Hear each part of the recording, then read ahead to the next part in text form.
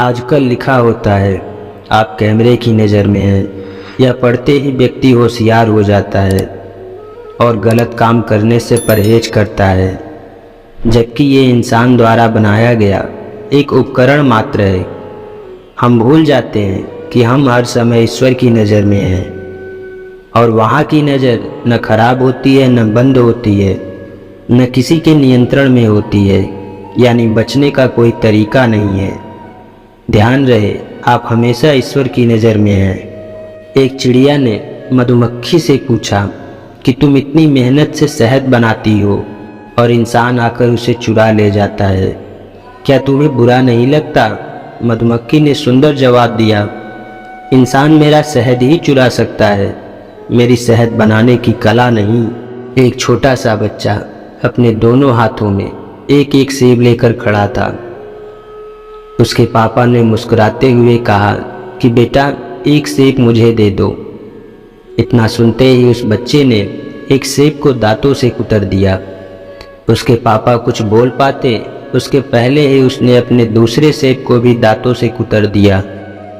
अपने छोटे से बेटे की इस हरकत को देखकर बाप ठगा सा रह गया और उसके चेहरे पर मुस्कान गायब हो गई थी। तभी उसके बेटे ने अपने नन्हे हाथ आगे की ओर बढ़ाते हुए पापा को कहा, पापा ये लो, ये वाला ज़्यादा मीठा है। शायद हम कभी कभी पूरी बात जाने बिना निष्कर्ष पर पहुंच जाते हैं। किसी ने क्या खूब लिखा है, नज़र का ऑपरेशन तो संभव है पर नज़रिए का नहीं। फ़र्क सिर्फ सोच का होता है, वरना वही सीढ़ियाँ ऊपर भी जाती हैं और नीचे भी आती हैं।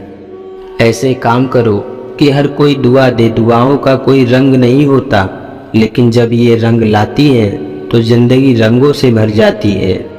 पछतावा अतीत नहीं बदल सकता और चिंता भविष्य नहीं संवार सकती, इसलिए वर्तमान का आनंद लेना ही जीवन का सच्चा सुख है।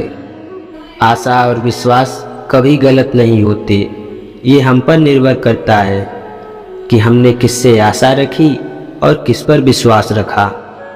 क्रोध को प्यार से, बुराई को अच्छाई से, स्वार्थ को उदारता से और झूठे व्यक्ति को सच्चाई से जीता जा सकता है। विश्वास रखिए और आप किसी के लिए कुछ अच्छा करोगे तो कहीं न कहीं आपके लिए कुछ अच्छा जरूर हो रहा होगा। हमारे जीवन में समस्याएं बिना किसी कारण के नहीं आती, उनका आना एक इशारा है कि हमें अपने जीवन में कुछ बदलना है। मित्र गरीब हो या अमीर मायने नहीं रखता, बल्कि वो आपके बुरे समय में आपका साथ कितना देता है यह मायने रखता है। क्या मंदिर, क्या तीर्थ और क्या गंगा की धार करें, जब मन ही अंधा कर बैठे हैं तो ईश्वर क्या उद्धार करे। पसंद उसे कीजिए जो आप में परिवर्तन लाए, वरना प्रभावित तो मदारी भी कर देता है। कहते हैं जिंदगी का आखिरी ठिकाना ईश्वर का घर है। कुछ अच्छा कर ले मुसाफिर, किसी के घर खाली हाथ नहीं जाते हैं। सिर्फ दुनिया के सामने जीतने वाला ही विजेता नहीं होता, किन रिश्तों के सामने कब और कहां पर हारना है यह जानने वाला भी विजेता होता है। दिन में एक बार अपने आप से बातें करो, वरना तुम दुनिया के सबसे महत्वपूर्ण आदमी से बात नहीं कर पाओगे। वक्त निकाल कर मुझे पढ़ लिया करो, मैं भगवत गीता हूँ। मेरे पास सारे इंसानों की परेशानियों का हल है जो किसी और के पास नहीं है। अगर धर्म की रक्षा के लिए कोई भी प्रण या कोई भी वचन तोड़ना पड़े तो वह अधर्म नहीं माना जाता। अपने शब्दों को सुंदर रखिए, क्योंकि व्यक्ति चले जाते हैं परंतु उनके कहे शब्द रह जाते हैं। अकेले रहना तुम्हें यह भी सिखाता है कि वास्तव में तुम्हारे पास स्वयं के अलावा और कुछ भी नहीं है। मनुष्य को अपनी गलतियों की सजा भले ही तुरंत न मिले, परंतु समय के साथ कभी न कभी सजा अवश्य मिलती है। कोशिश सफल हो या ना हो, परंतु हर सफलता का कारण भी कोशिश ही होती है। उदय किसी का भी अचानक नहीं होता, सूर्य भी धीरे धीरे निकलता है और ऊपर उठता है। धैर्य और तपस्या जिसमें है वही संसार को प्रकाशित कर सकता है। गीता में लिखा है, मूर्खों को कभी भी भूलकर ज्ञान नहीं देना चाहिए, वो उनके लिए विष के समान कड़वा होता है। कौन कहता है भगवान नजर नहीं आता? एक वही तो नजर आते हैं जब कोई और नजर नहीं आता।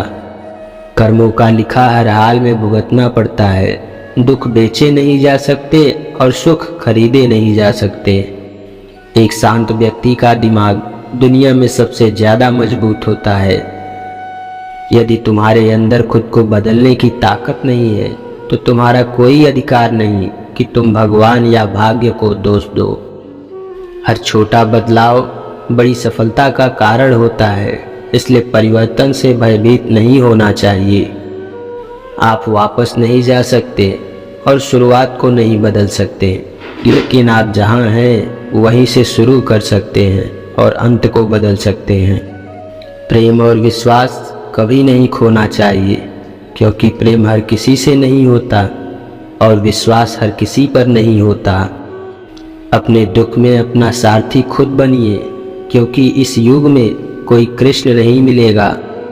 यदि कोई भरोसा तोड़े तो उसका भी धन्यवाद करें, क्योंकि वह हमें सिखाता है कि भरोसा बहुत सोच समझकर करना चाहिए।